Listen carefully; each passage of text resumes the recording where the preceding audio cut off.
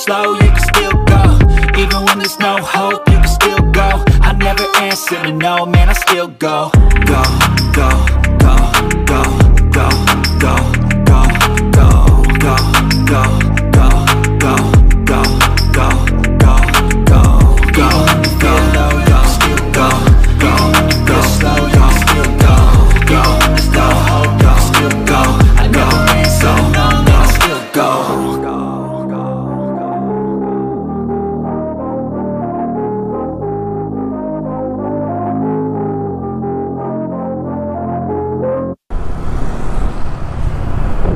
Ayan, sa wakas mga kaibigan, this is for real. Kakaliwa tayo dyan. Vegan na, vegan.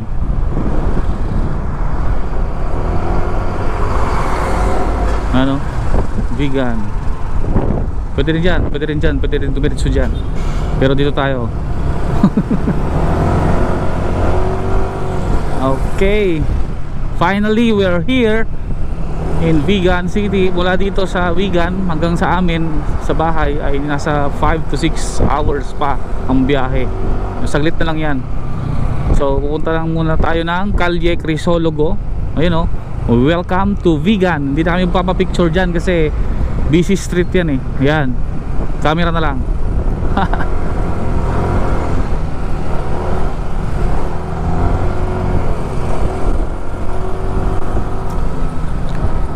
So papunta tayo ngayon ng Calle Crisologo. Mamimili tayo ng mga pasalubong para sa mga bata. Oh, malinaw yun ha. Pasalubong para sa mga bata.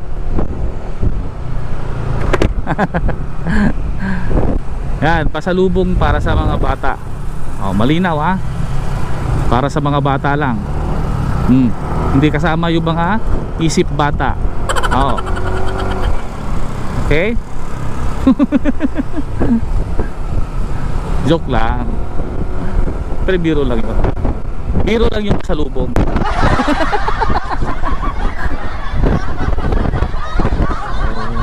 Tara tayo sa provincial capital ng Ilocos Sur. Ayan, sa right side natin makikita yung provincial capital nila. Kaparehas siya ng kulay ng provincial capital ng Pangasinan. Yan. So mukhang busy ang bayan ng Vigan ngayon ah.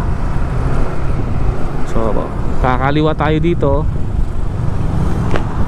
Pupunta tayo sa Calle Crisologo. Yan. Tingnan yung kalsada nila oh. Yan, tignan mo, ancient na ancient. Di ba? Lumang luma talaga, no? Makaluma yung kalsada nila oh. Yan, so ito yung pinakakuan nila, Center Park Plaza.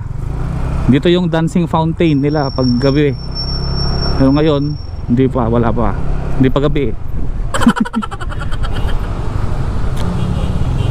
Yan naman yung church nila. Yan.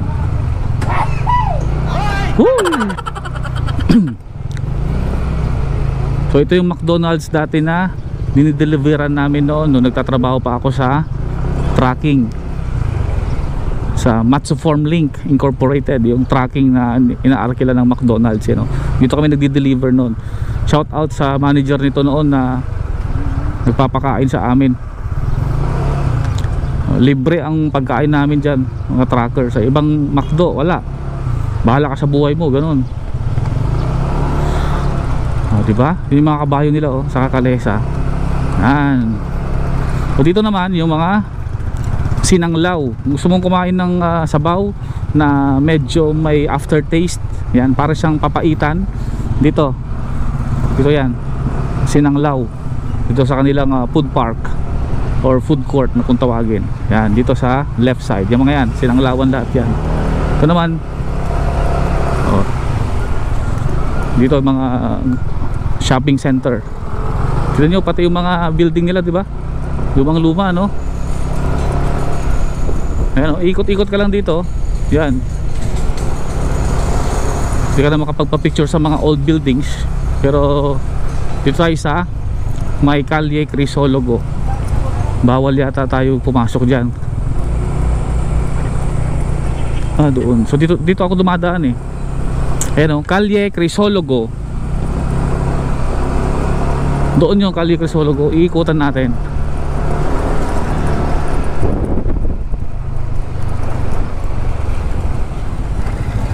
Dito. Yan, Hotel Felicidad.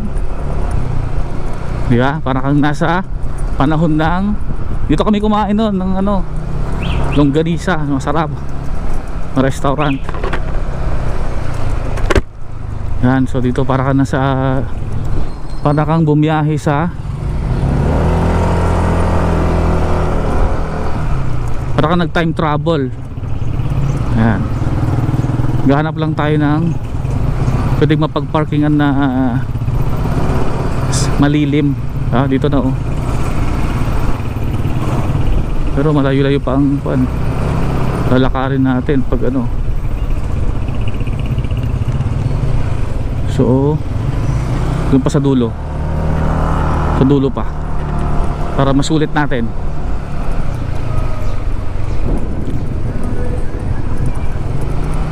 Itong mga hotel din to, Casa Alcantara.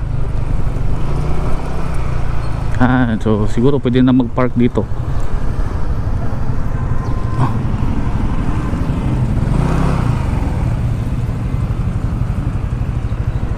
Dito tayo mag-park, maglakad na lang tayo. Sige, ito na lang tayo mag-park.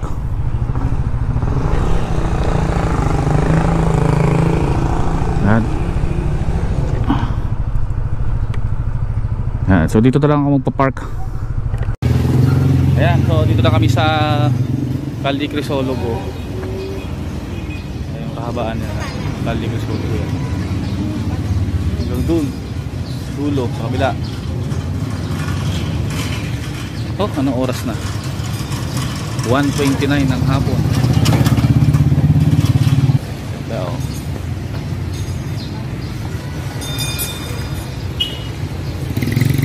Calle Crisologo.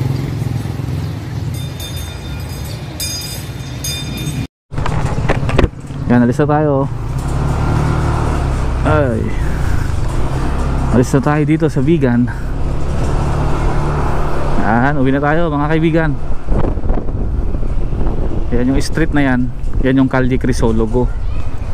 Yan, ito yung famous na Calle Crisologo. Mas maganda ang view dito pag gabi. Mas mararamdaman mo yung pagka-ancient ng lugar.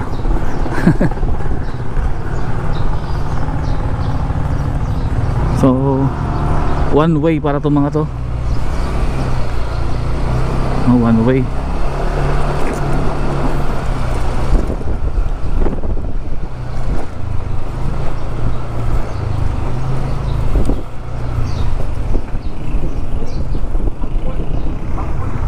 So exit na tayo.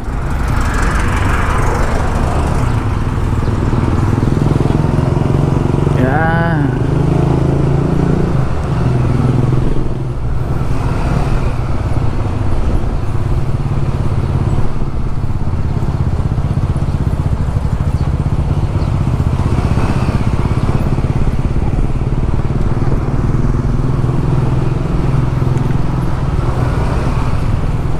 Hindi na natin madadaanan yung Baluarte mga kaibigan, saka yung Bantay Bell Tower dahil medyo nararamdaman ko na talaga yung fatigue din.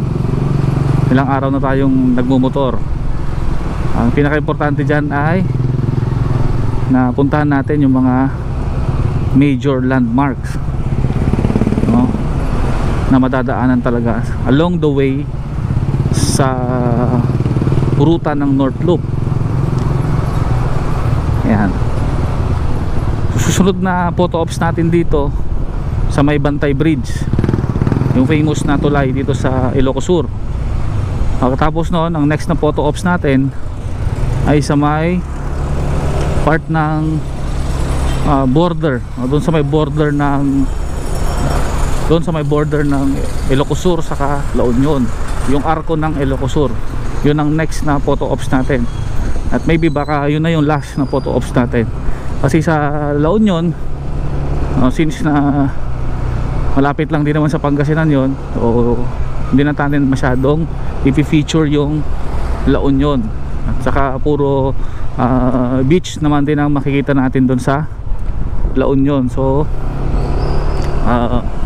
hindi na rin tayo makikipagsiksikan sa ibang mga turista. Uwi na rin talaga tayo, diretso na tayong uwi ng Pangasinan. So next time babalik tayo ulit dito, i-revisit natin yung mga lugar, lalo na dito sa part ng Ilocos.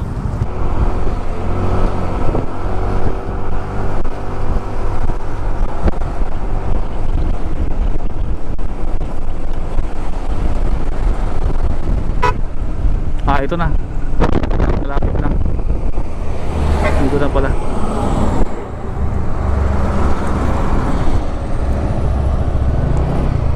Mainit dyan, mainit.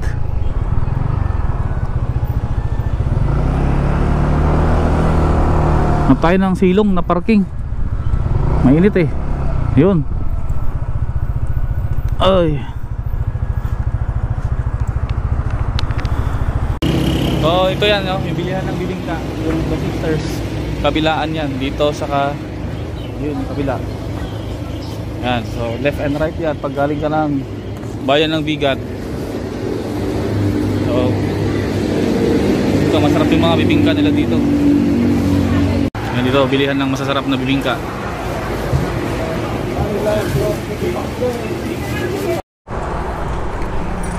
Yan, so nakabili dito tayo. 2 box. Ha, ayan o. Special na bibingka ito. Hindi pwedeng hindi nyo matikman to. Pag galing kayo ng Bigan, hindi pwedeng wala ito. Punong-puno na oh. Oh, kaya pa? Ito na siguro, doon na sa harap. Ayan. Ayan, okay na. Oh, secure na, secure. Okay.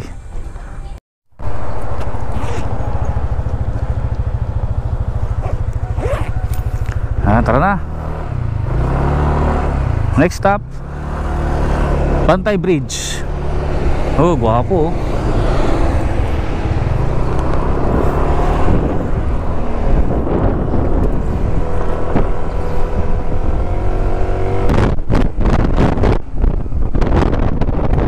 Tingnan natin kung may empanada dito.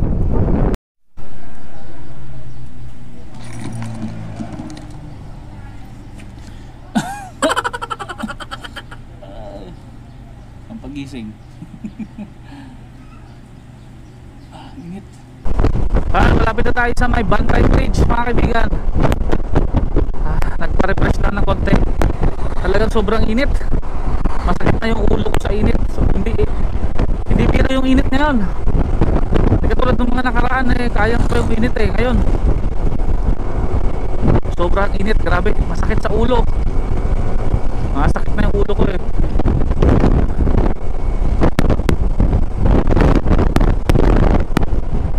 Ngayon malapit na tayo dito sa may Bantay Bridge. Ganda ng bundok oh.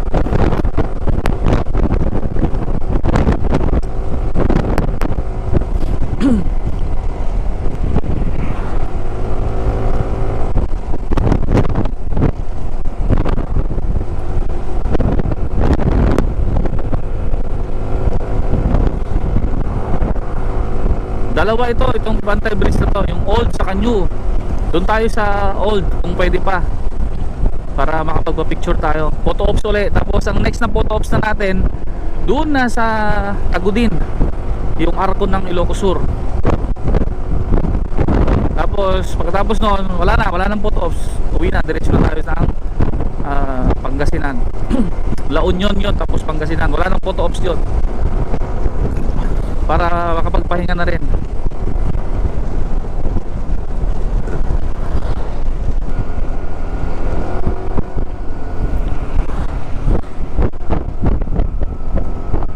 Diretso tayo dito. Diyan yung papunta sa bagong tulay. Yan oh. Dito naman tayo sa luma.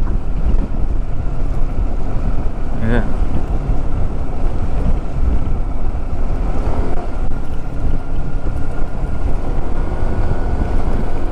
Yan o.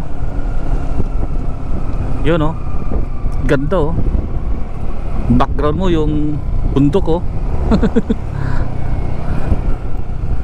Diyan. Oh, ayan, ginawa ng park to eh.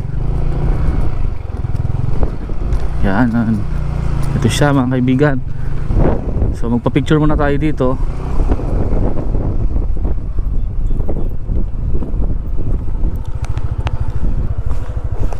Okay, tapos na photo ops. Let's go home. Uwi na, uwi na.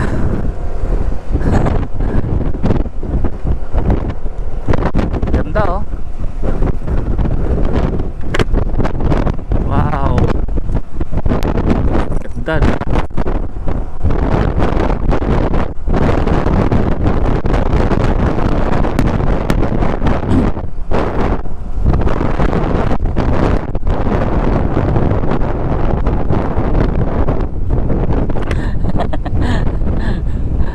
Hello po.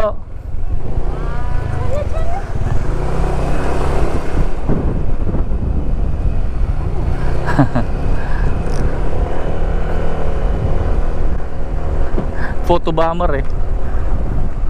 Ito may zipline sila oh. Kung ayaw mo tumawid sa tulay, pwede ka tumawid dyan pag ganun.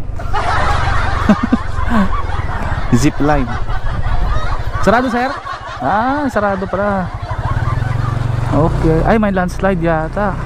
Balik tayo dun sa balik ulit tayo. Balik tayo dun sa New Bridge. Quirino Bridge pala tawag dyan. Akala ko Bantay Bridge. Maraming nagsasabi na Bantay Bridge. Ayun, nakita ko yung karatula. Quirino Bridge pala. Yan. So, pasensya na. Tao lang, nagkakamali din. Ayan, magpupotobammer ulit tayo sa mga to. Alright. Yan. Padaan po ulit. Padaan. Padaan po. Yan. O, di mayroon tayong view. Mayroon tayong point of view na papunta doon. Ito. Ganda. Kahit luma na, ang ganda pa rin ano. Dahil sa mga background nyo na bundok. Ayan, ayan ang nagpapaganda.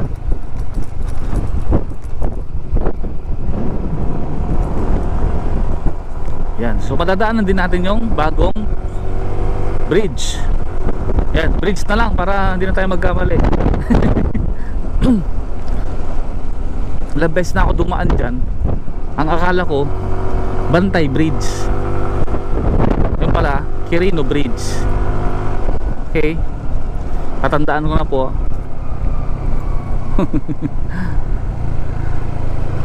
Yan o, welcome to Bantay, Ilocos Sur. Kaya akala ko Bantay Bridge yan. Yan. So makikita rin natin itong bagong tulay na to. Yan. Ganda rin ano. Laki din. Kaya ingat ka dyan kuya.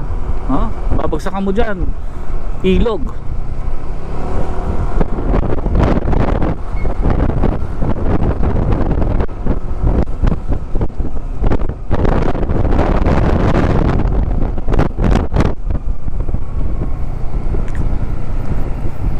Yan, may ano din doon, view deck doon sa taas na yun. Gusto nyo magpa-picture doon, kung makita nyo itong view na to, pwede rin. Pero sabi ko na.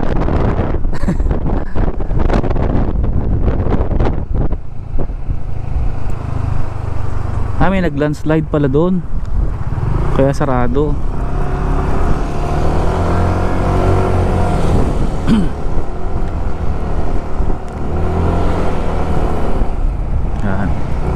Yan o.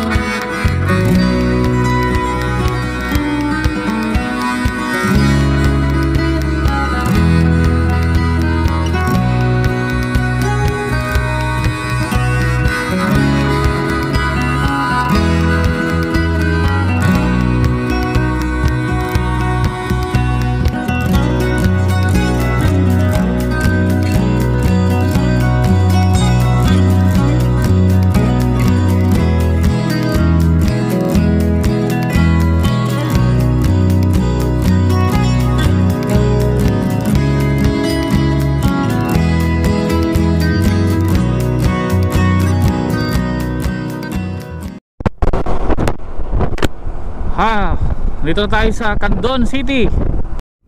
Hi, salamat. Welcome to Tagudin, Ilocos Sur. Yun oh. Yun sa wakas, Lord, thank you po. Naka-exit na kami ng Ilocos Sur. Isang probinsya na lang, tapos Pangasinan na. Bangar, La Union mga kaibigan. Balawan na mga kaibigan, Balawan. Balawan, La Union. Yes, San Juan na mga kaibigan. Wakas, San Fernando na mga kaibigan. San Fernando City, La Union. Bawang, La Union. Nandito na tayo guys sa may Bawang. Kaba, La Union guys. Kaba, La Union. Aringay, La Union guys. Aguo, Aguo. Tubagyo, Tubagyo. Adobo, Adobo.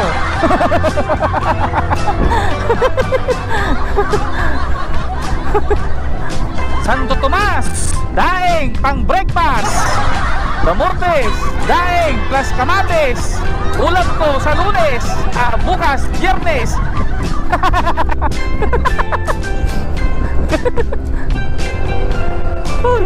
Thank you Lord. Santo Tomas na po mga kaibigan. Huling bayan ng La Union bago magpangasinan. Ayan, papunta ng Baguio, papunta ng Manila.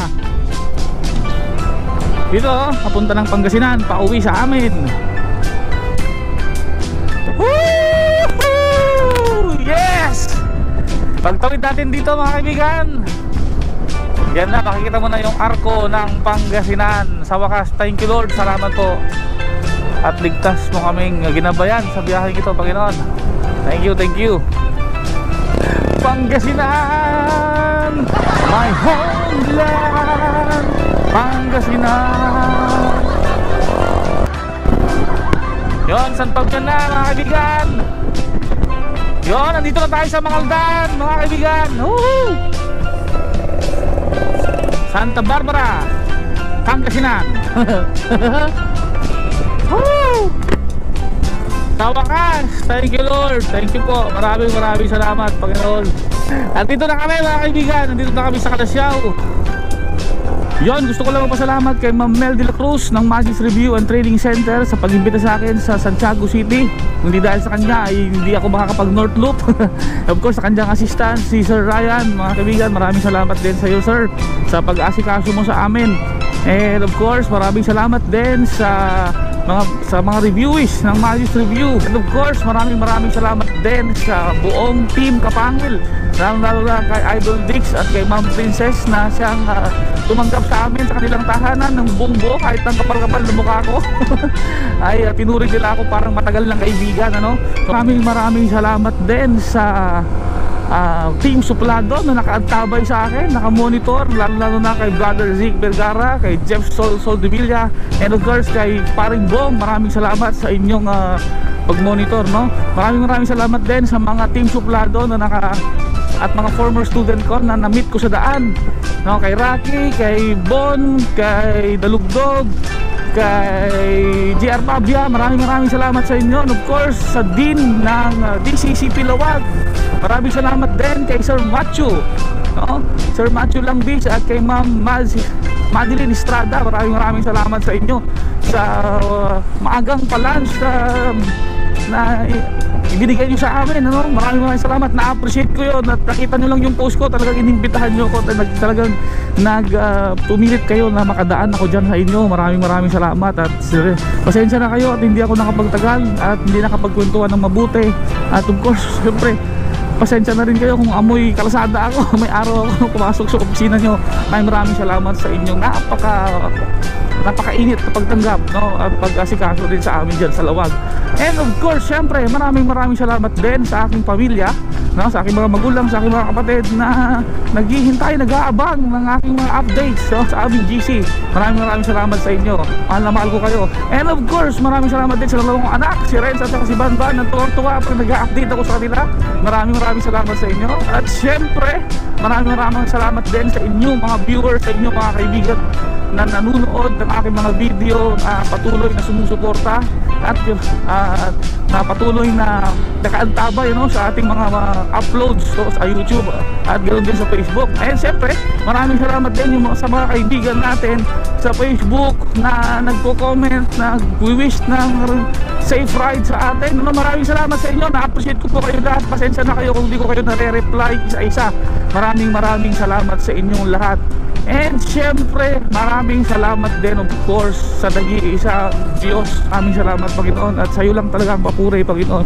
Sa iyo Diyos ang kapurihan, ang biyaheng yun Panginoon ay alay ko sa iyo Panginoon. Maraming salamat Lord sa napakagandang pagkakataon, sa napakagandang experience na muling mong binigay sa akin Panginoon. And syempre maraming salamat dahil binigyan mo ako ng makakasama ko Lord sa biyahang ito. Syempre ang aking asawa, maraming salamat sa iyo at ibinigay mo siya sa akin Panginoon. Syempre nagpapasalamat din ako sa kanya dahil siya ang aking official photographer sa biyaheng ito. Hanggang dito na lang mga kaibigan.